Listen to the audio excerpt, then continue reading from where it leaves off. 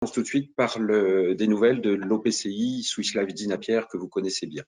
Alors sur l'OPCI Dinapierre, premier point, on fait un point sur la collecte tout d'abord, puisque nous étions sur des bases quand même assez élevées en fin d'année dernière. En début d'année, le premier trimestre a été littéralement excellent, comme quasiment toutes les sociétés de gestion, sur des bases de collecte de plus de 50 millions par mois, voire 60 millions par mois. Alors depuis le Covid, au début de l'épidémie, mars, avril, ont été également des mois de collecte tout à fait efficients. Et puis par contre, bien évidemment, la collecte a commencé à descendre, notamment au mois de mai et là, début juin. Ceci est plus l'effet non pas de la désaffection de l'immobilier de votre part ou de la part des clients, mais tout simplement parce que la collecte en France a sensiblement diminué effectivement pendant cette période d'arrêt de l'économie. À noter que nous ne notons strictement aucun rachat intempestif sur l'OPCI, ni des gros montants, ni des petits montants, rien du tout. La collecte reste en positif de toute façon, mais plutôt sur des bases de 12 à 15 millions par mois depuis la fin mai et depuis le début du mois de juin. Voilà, donc aucune inquiétude à ce niveau-là. Un point important, vous voyez à l'écran donc la partie répartition géographique de l'OPCI. Aujourd'hui, on est presque dans nos ratios immobiliers, et ça aussi c'est intéressant puisque bien évidemment la période d'arrêt de l'activité, il y a eu beaucoup moins de négociations et beaucoup moins de dossiers d'investissement sur la France et sur l'ensemble de l'Europe. Malgré ça, c'est assez intéressant d'avoir une baisse de la collecte, tout simplement parce que ça nous a permis de maintenir nos ratios. Nous avons quand même effectué deux opérations assez majeures pour le portefeuille. Je vous les présenterai tout à l'heure. Donc, ça nous a permis également de maintenir nos ratios. Donc, on a signé 2 affaires pendant la période de confinement. Et donc, je vais vous les présenter juste après. Donc, en termes de ratio, on est bien. En termes d'encours, on a passé le cap des 850 millions d'euros d'encours. C'est vrai que l'on escomptait passer le cap du milliard au mois de mai, compte tenu de la tendance de la collecte de début d'année. Écoutez, c'est juste reporté à quelques semaines ou quelques mois. Donc voilà pour la répartition. Je rappelle également qu'on a une pondération financière excessivement faible dans le portefeuille. Nous restons bien sûr fidèles à notre vocation à ce niveau-là. Moins de 2,5% sur des valeurs mobilières et 2,82 sur les foncières cotées. Tout le reste du portefeuille reste en cash puisque nous ne changeons pas de fusil d'épaule concernant la stratégie de gestion qui reste très en cash et très en performance immobilière concernant le reste du portefeuille. Un point important, cette pondération sur les foncières cotées, compte tenu de ce qui s'est passé en bourse ces derniers mois, compte tenu de la décote excessive qui a marqué notamment les foncières cotées sur le marché, nous avons d'ores et déjà pris différentes décisions au sein du portefeuille pour maintenir la performance, on va dire, mais surtout pour coller à l'économie et aux directives que Béatrice Gage vient de nous donner. Donc, ce que l'on observe, c'est une décote quand même largement excessive sur les foncières cotées. De ce fait, progressivement, Julien Guillemet, le gérant du portefeuille, le gérant de Dinapierre, va augmenter progressivement, mais pour rester en dessous de 5% du portefeuille sur la partie foncière cotée. Voilà, donc on va augmenter progressivement et légèrement la partie foncière cotée, tout simplement pour essayer de profiter des opportunités purement de cours de marché sur les foncières cotées actuellement. On passe à la répartition géographique et sectorielle. Donc, je rappelle quand même que le portefeuille de Dinapierre est essentiellement axé sur un portefeuille diversifié, mais surtout sur un portefeuille qui fait appel au marché le plus profond et le plus liquide que sont les marchés de bureaux européens bien situés sur les grosses villes, les grosses zones de chalandise. Nous avons une diversification effectivement historique en hôtellerie qui a augmenté avec nos acquisitions de l'année dernière et du début d'année. Et puis, bien sûr, une diversification qui reste essentielle aussi en partie commerce. Je vous en reparle juste après. Diversification par pays maintenant, où la part belle est faite effectivement pour quasiment 50% du portefeuille à Paris Intramuros et à l'Île-de-France. Et le reste est positionné sur les très grosses villes européennes, en Belgique, en Allemagne, en Italie et puis en Espagne. Voilà. Un point important sur ces sujets-là, je rappelle vraiment que notre cœur de portefeuille est basé plutôt sur les bureaux, comme je l'ai dit, et des statistiques importantes puisque nous sommes très questionnés sur la partie hôtellerie et commerce. Beaucoup de questions sont venues à nous, évidemment, ces dernières semaines par rapport au report de loyer dont vous avez entendu parler. Y a-t-il des annulations? Y a-t-il des renégociations de baux, etc., etc. Alors, pour être tout à fait factuel sur ces indicateurs-là, sachez que dans l'ensemble du portefeuille de Dinapierre, nous avons à peu près 17% du portefeuille 17% des locataires qui nous ont fait une demande de report de loyer. Donc ça, c'est le premier indicateur. Bien évidemment, ces 17% concernent essentiellement la partie hôtelière et la partie commerce de notre portefeuille. Sur ces 17%, à la fin du mois de mai, nous avons accordé des reports de loyer à peu près 14% des locataires. Alors, ça veut dire quoi? Premièrement, ça veut dire que les loyers ne sont absolument pas perdus. Il s'agit bien de report de loyer. Il s'agit uniquement de report de loyer sur le deuxième trimestre de l'année. Donc, si je calcule annuellement parlant, cela veut dire que l'ensemble de la facturation des loyers dans Dinapierre et sur l'ensemble de l'année pourrait baisser de l'ordre de 3,5% seulement. Voilà, donc vous voyez que l'impact report de loyer est complètement minime à l'intérieur du portefeuille de Dinapierre. Un éventuel manque à gagner de 3,5% sur l'année de la facturation des loyers, sachant que, en fonction de la législation des pays, puisque les directives gouvernementales peuvent être différentes en Allemagne, en Espagne ou en France, bien sûr, sur ces reports de loyer. Donc, encore une fois, ce n'est pas du loyer perdu, c'est un manque à gagner qui est excessivement léger et que l'on escompte bien pouvoir récupérer d'ici la fin de l'année. Donc, voilà les statistiques exactes sur le portefeuille.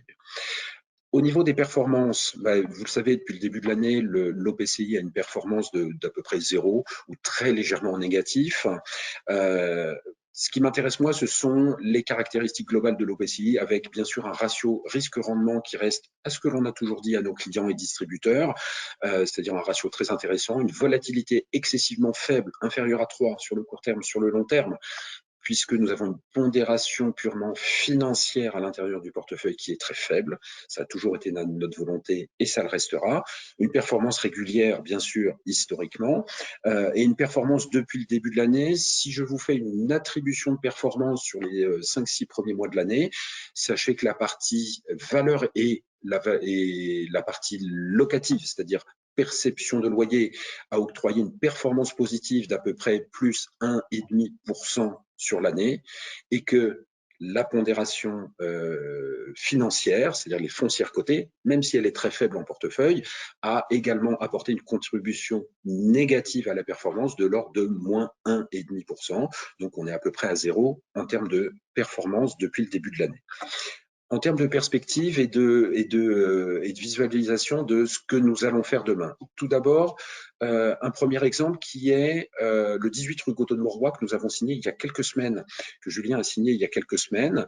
Ça, c'est la parfaite illustration de notre stratégie, entre guillemets, passée sur le portefeuille de Dinapierre, puisque vous le savez, nous avons opéré différentes acquisitions, soit en VFA, soit en restructuration, ces 2 dernières années, et ce pour aller chercher de la valorisation en capital. Hein. C'est-à-dire que quand on initie une acquisition en VFA, l'objectif c'est, alors pendant 18 mois, 2 ans, le temps de la construction, il n'y a pas de loyer effectif jusqu'à la livraison, bien évidemment. Néanmoins, le jour où on est livré de l'immeuble et que l'on positionne un locataire à l'intérieur de cet immeuble, bien sûr, ça engendre une hausse de la valorisation. Donc, on n'a pas hésité à pratiquer de la sorte sur plein d'opérations. Rappelez-vous, Indéfense en fin d'année dernière. Là, le 18 rue Godot de Mauroy est une parfaite illustration de cette stratégie également. Là, c'est un immeuble en restructuration, en plein cœur du QCA de Paris, 5000 m². Il sera livré d'ici 2 ans à peu près à la fin des travaux, à peu près 85 millions d'euros d'acquisition et de frais de travaux. Donc, c'est un peu des opérations emblématiques à l'intérieur de Dinapierre, qui apporteront encore une fois de la valorisation en capital par rapport au prix de l'immeuble essentiellement. Et puis, bien sûr, ça dégagera du loyer parce qu'on est très bien situé, encore une fois, dans des zones où la demande locative reste tout à fait effective. Ce que l'on va juste faire à partir de maintenant, conscient effectivement des problématiques économiques, nous allons plus recentrer nos acquisitions, premièrement, comme l'a dit Béatrice, Nous allons continuer d'acheter sur des zones d'activité excessivement pertinentes, c'est-à-dire les cœurs des très grosses villes européennes. Deuxième point, sur des secteurs d'activité qui nous semblent plus prometteurs que d'autres. Donc, bien sûr, nous allons faciliter les acquisitions. Nous allons continuer nos acquisitions sur le secteur du bureau, mais aussi vraisemblablement sur l'habitation de forme aide aux personnes âgées, résidence senior, résidence gérée. Et puis, nous allons continuer effectivement nos acquisitions, puisque nous en avons déjà fait une.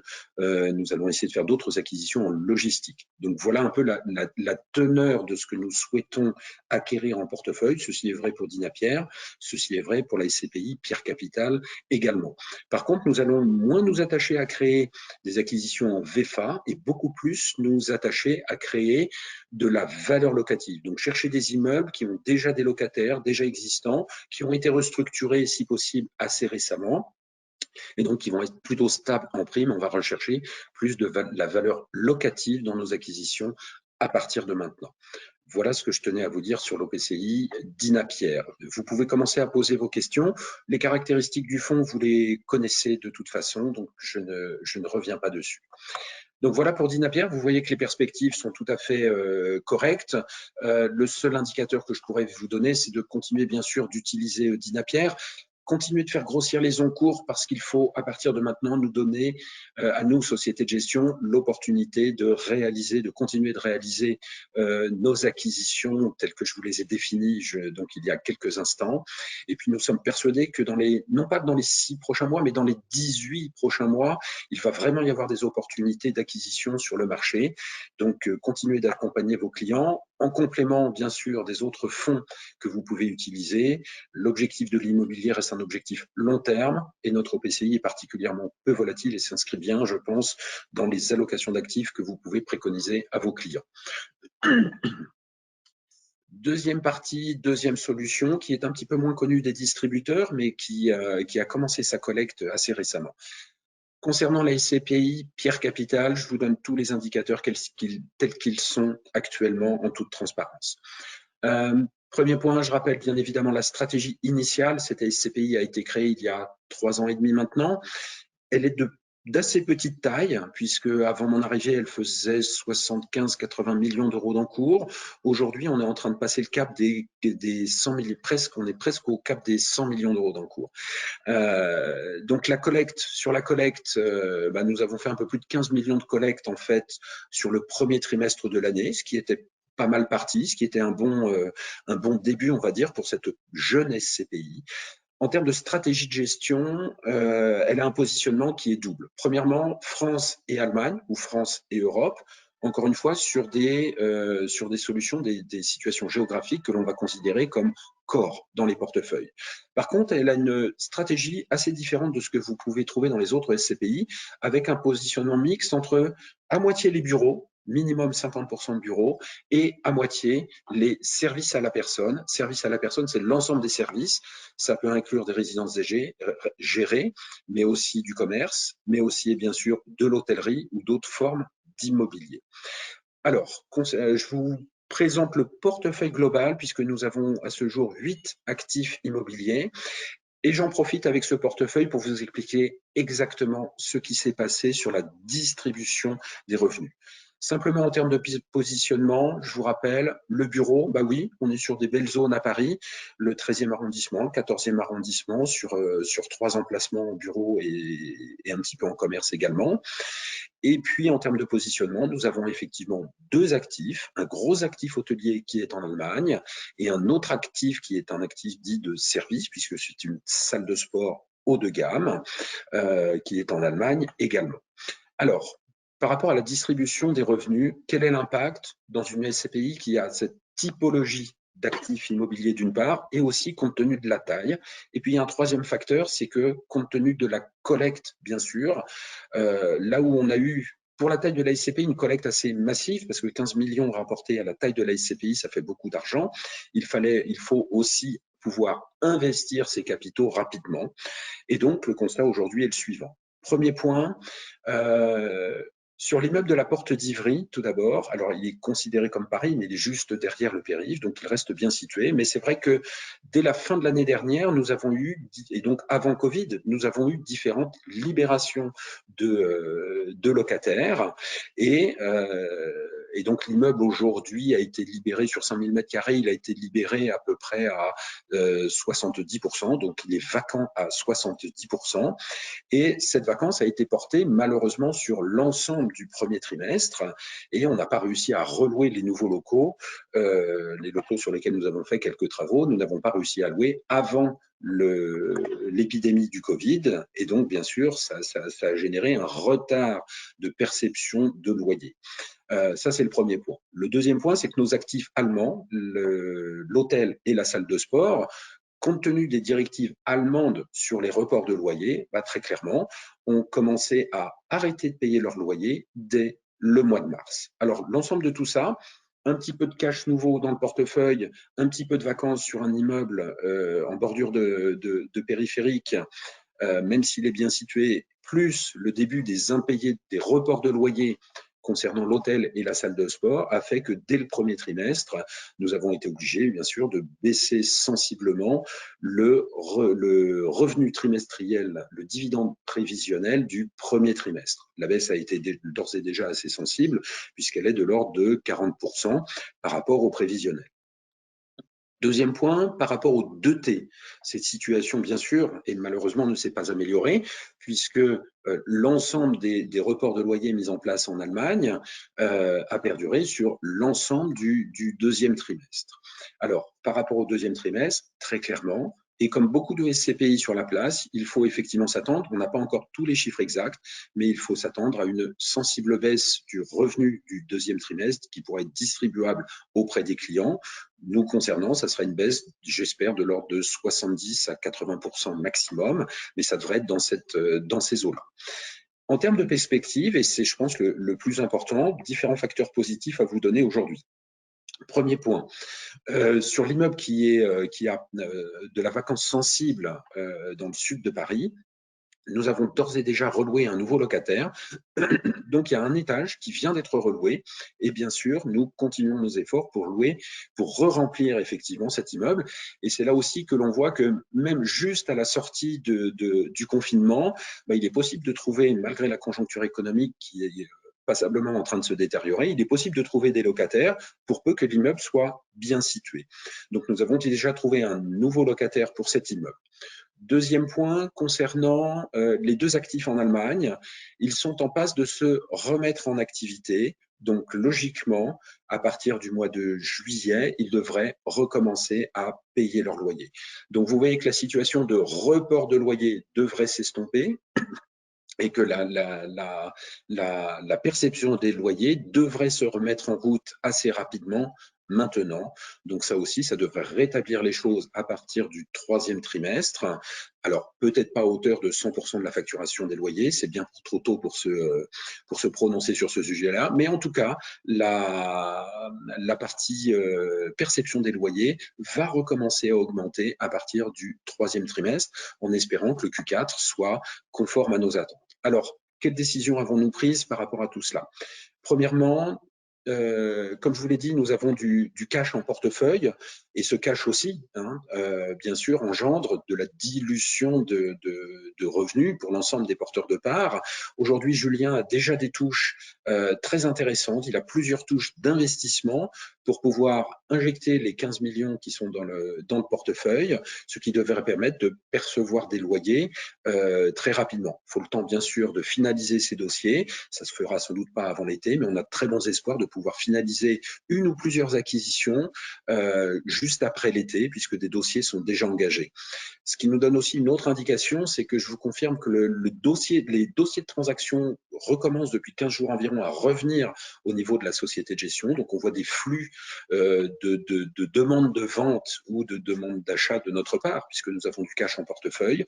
Donc, à ce jour, les dossiers de transaction réaugmentent sensiblement sur la place. Et ça aussi, c'est un bon facteur pour le soutien de l'immobilier en général et des transactions nous concernant. Voilà. Et enfin, mesure que nous allons prendre, bien évidemment, en fonction des résultats finaux du deuxième trimestre, en fonction des résultats du troisième trimestre.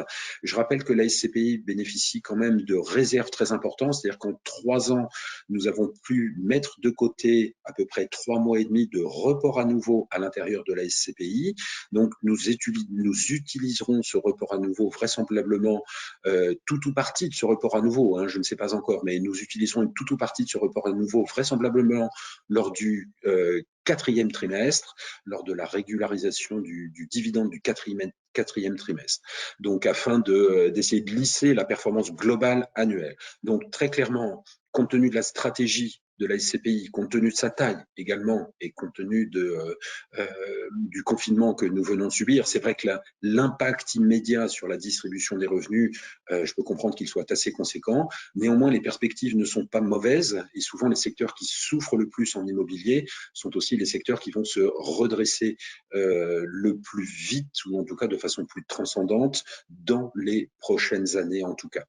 Voilà ce que l'on pouvait dire. Et puis, dernier point, si vous voulez être un petit peu opportuniste, je peux me permettre, je pense, mais sachez que notamment sur les loyers en Allemagne, certes, il ne s'agit que de report de loyer, et encore une fois, il n'y a strictement aucune annulation de loyer, mais la législation est différente, et sachez-le, donc les reports de loyer doivent être remboursés sur des échéances plus longues que ce qui pourrait se passer en France, et donc les remboursements des loyers non perçus devraient s'effectuer dans le courant soit de la fin de l'année, soit de l'année 2021. Et ça, en fait, c'est peut-être intéressant à savoir. Ça veut dire que, compte tenu du différé de jouissance, si vous faites rentrer vos clients à partir de maintenant sur cette SCPI parce que vous nous faites confiance ou courant du mois de septembre et jusqu'à la fin de l'année, vos clients bénéficieront dans le courant de l'année 2021 des revenus inhérents à la SCPI, bien sûr, mais peut-être qu'ils bénéficieront également du remboursement de certains loyers des reports de l'année 2020. Donc, sachez-le, c'est important à savoir. Voilà, nous n'allons pas changer notre stratégie, simplement sachez que du fait de ce que l'on a dit au niveau macroéconomique, effectivement, la partie bureau chez nous doit représenter 50% minimum. Nous resterons bien sûr nous garderons notre fusil sur la même épaule concernant la stratégie d'investissement de notre SCPI. Par contre, sur la partie service, il est vraisemblable également que l'on s'intéresse beaucoup plus dans un premier temps sur nos nouvelles acquisitions à la partie résidence senior, résidence gérée. Donc voilà pour la partie service du portefeuille et un petit peu moins à l'hôtellerie et un petit peu moins à la partie commerce. Voilà ce que je souhaitais vous dire.